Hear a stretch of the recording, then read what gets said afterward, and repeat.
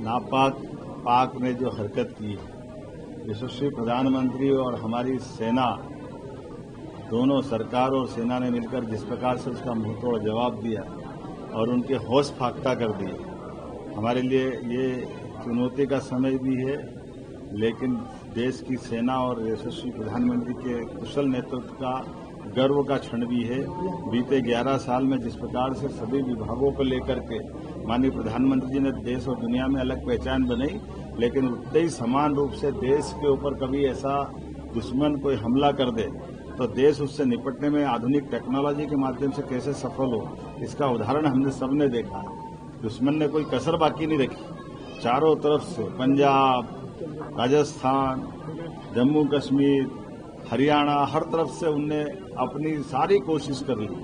लेकिन हमने सबने देखा और दुनिया को दिखाया माननीय प्रधानमंत्री जी ने अपने माध्यम से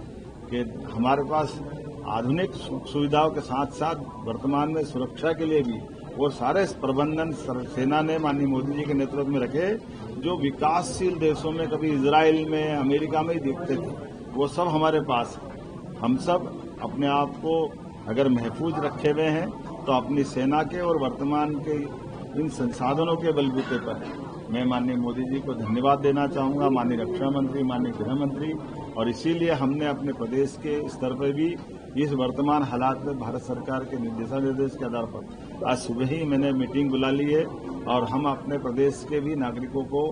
ये आने वाले किसी प्रकार की चुनौती में अपनी सारी व्यवस्थाओं को करने में हम सम्मत हों और खास करके यशस्वी प्रधानमंत्री के नेतृत्व में पूरा देश एकजुटता के साथ दिखाई दे, इसके सारे प्रबंध हमने किए हैं। और मैं मान के चलता हूं कि